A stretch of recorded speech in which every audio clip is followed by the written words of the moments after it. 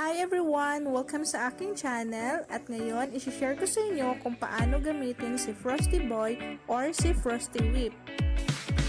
Napakasarap niya talaga guys, para siyang ice cream at super stable din siyang i-frost sa ating cake.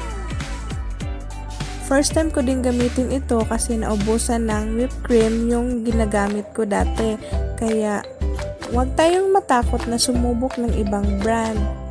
Basta importante, masarap at stable. Ito ang kanyang packaging ng ating Frosty Whip whipped cream powder. At ilagay lang natin ito sa mixing bowl para ating i-whip.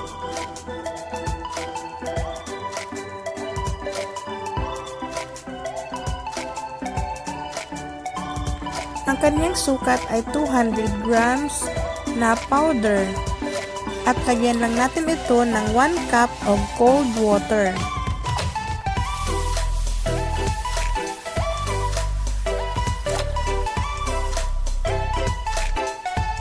Ito ang kanyang hitsura. Then i-add na natin agad ang 1 cup of cold water.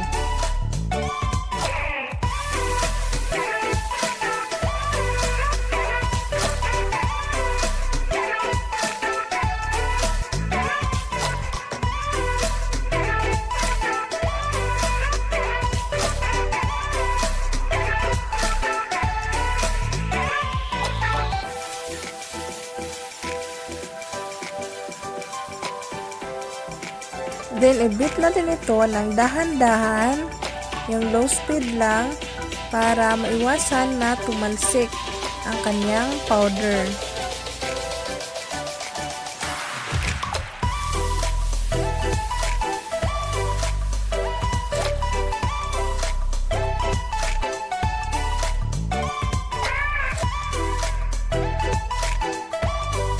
Pag nakita nyo na-mix na ang water at saka yung whipped cream powder, pwede nang i-proceed sa medium speed.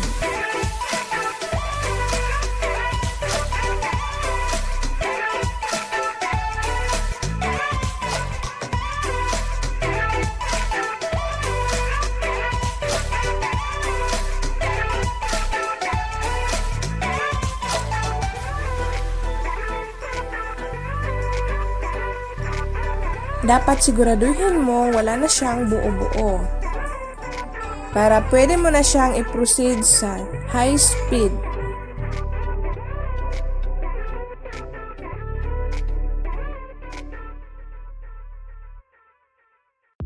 For me, it was a normal work day, so finishing work, picking up both boys and heading to the beach. We didn't really have that much time to just chill and play. We really needed to get some food in our stomach. So yeah, 20 minutes of doing that, and then it was time to decide what to eat. And for me, yeah, there's quite a few options, I guess, but for the boys,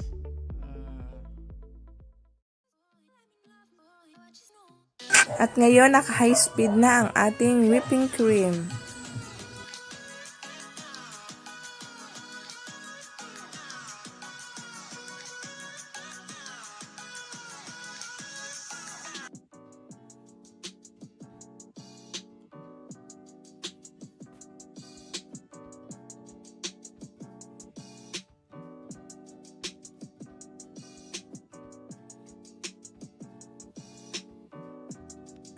Tanggalin mo muna sa mixing bowl at i-check kung nami-mix na ba siya lahat at wala na siyang buo-buo.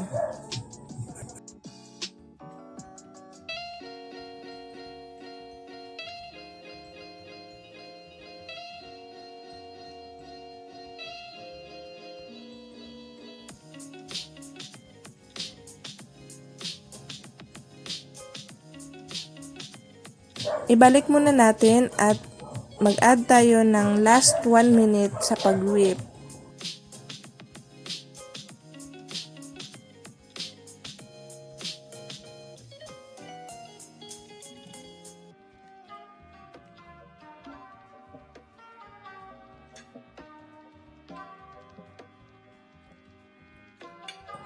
Dapat makikita mong umalsa na siya, lumubo na siya. Yun yung okay na. Para din itong Everwhip, yung Vivo na mga whipping cream. Ang kaibahan lang, ito ay powder. At kung sa lasa, ay sobrang sarap niya talaga. Wala akong masabi. Parang ice cream talaga. Yun din ang naririnig ko sa ibang mga review nito.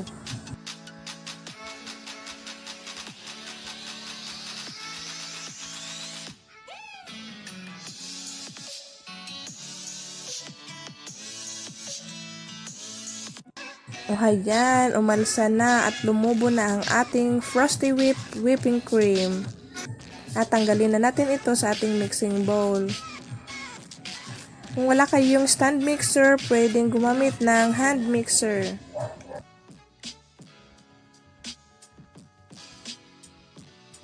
Para ma-sure mo ang kanyang stability ng icing mo para sa inyong cake, dapat after ma-frost ang cake ng whipping cream, i-chill mo muna ito overnight at huwag agad ibigay kay client. At dapat piniprepare mo yung cake ngayon at bukas ang kanyang order.